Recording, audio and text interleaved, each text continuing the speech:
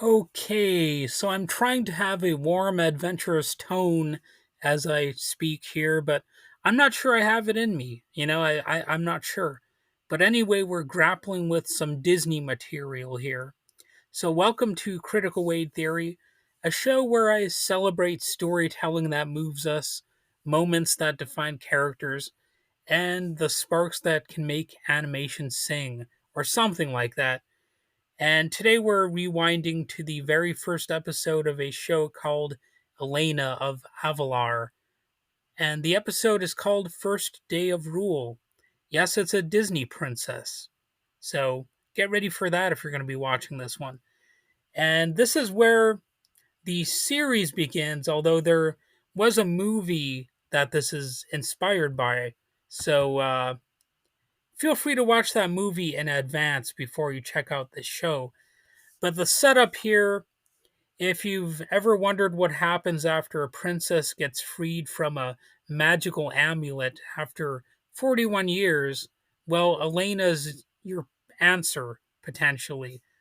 First Day of Rule, the official series premiere of Elena of Avalor, sorry, picks up right after the TV movie Elena and the Secret of Avalor, which I didn't actually watch, so I went into this taking a chance.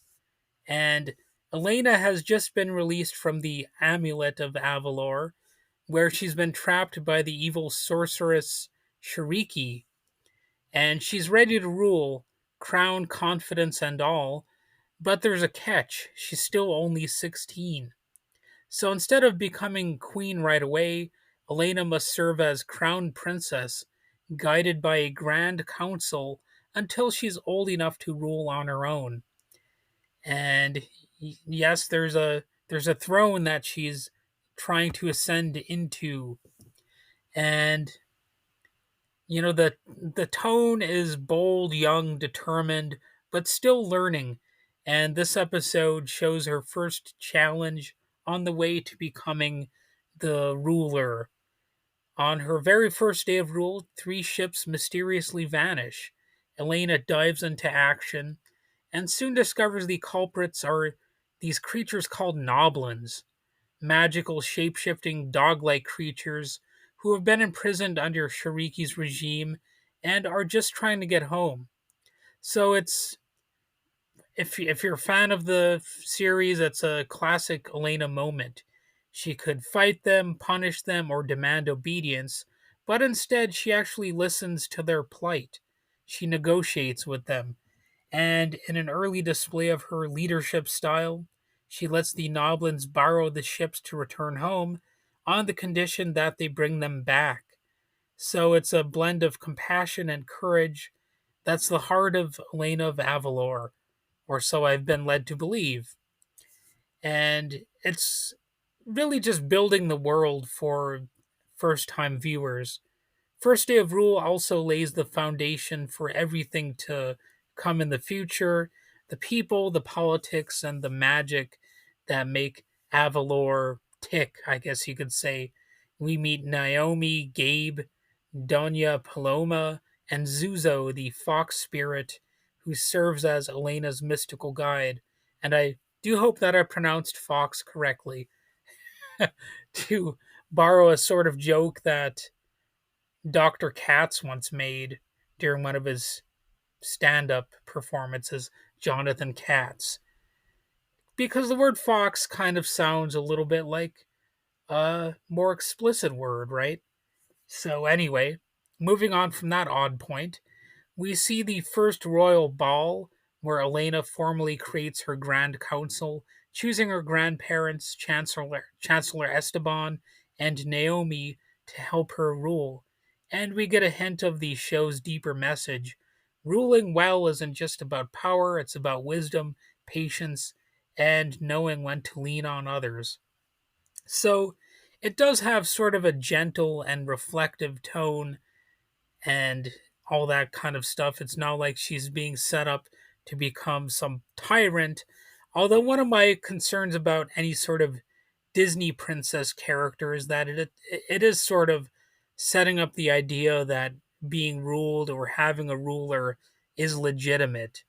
And I can't help but there's a little bit of a cracking of the whip of conformity for the kids who do watch this, and they might even take it a little bit seriously because you know how kids are. They're impressionable, which is kind of a nice PC way of saying that they're sort of dumb, right? I mean, and no, it's not just that I hate kids. I was a dumb kid myself here and there. I was a bit of a social chameleon before I was more of a curmudgeon. So, I've been there. I've done that. I've earned some, you know, life lessons here and there from my impressionability. And Zuzo, that magical fox, reminds her that being ready to rule isn't the same as being wise enough to rule. And you could extrapolate some greater life lessons from that. You don't have to be in favor of the whole Disney princess thing in order to understand and grasp that point and maybe draw something from it. So I suppose there's some actual educational value in this episode. And Elena also solves the issue without resorting to violence, which is, I guess, a bit of a bit of a refreshing development. Although it would be interesting if the Noblins were depicted as sort of violent creatures. Like how would the story have gone then? Would Disney in this sort of show have the, I guess, the guts to depict such a story? I don't know. I mean, some people would say, "Oh, that kids shouldn't learn such things," but I don't know. There's a reason that these classic fairy tales had some violent elements to it or to them, and I'm sure it's not just bad. You get a little bit of taste of what the world actually can be like, and it's certainly not all magical flying foxes or whatever. And there's a lesson that Elena keeps learning, presumably again and again, that you know you should try to be a wise person. And Elena of Avalor, it made Disney history when it premiered in 2016. Elena was the first Latina princess to lead her own show, voiced by a Dominican Puerto Rican actress, Amy Carrero. And in her own words, quote, she is the first princess actively ruling her kingdom, and I think that's new, end quote. So it's interesting that it's also not just the first Latina princess, but also I think the first show where she's depicted as an active ruler. So that kind of gives a new twist on the Disney princess concept. And that sense of active leadership, a young woman taking the throne, making decisions and growing into her power. I think it's an interesting uh, premise. And beyond the action and the magic, First Day of Rule might capture something a little bit deeper, the process of becoming a leader before you feel ready and all that kind of stuff. So that's one of the takeaways here. At its core, the episode is about responsibility and readiness.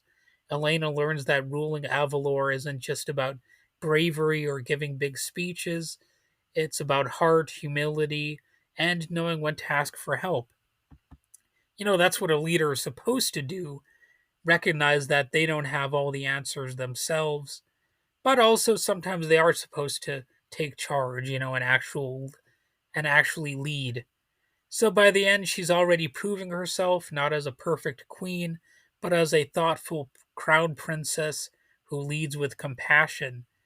And in a sweet closing moment, she dedicates the episode to the Noblins. No, I'm just kidding. I don't know if I don't remember if she actually did that, but it's a it would be a touching thing if she like looked at the the people watching and said, "You gotta love those Noblins. They're just trying to find their way home," or something like that. And leadership looks like it's easy in Avalor, at least in this episode. It's not about command from above, but love from within. Like all kings and queens and princes and princesses are all about. It's all about love. Well, of course, that's not really how kingdoms usually work, but it's a nice message, I suppose, for a little kid to receive if they don't understand how rough the world can be. So it's obviously the very beginning of Elena's journey in this series and the perfect opening note to the song of her reign, I suppose you might say. And if you'd like to revisit the episode, it first premiered on Disney Channel on July 22nd, 2016, and you can still find it streaming, I think, on Disney Plus, or I think it's on YouTube as well. I think I watched it on YouTube, and I guess that's about it for what I have to say about this episode. And I'll surely be exploring stories where courage meets compassion in future episodes, and where every first day is just the start of something greater.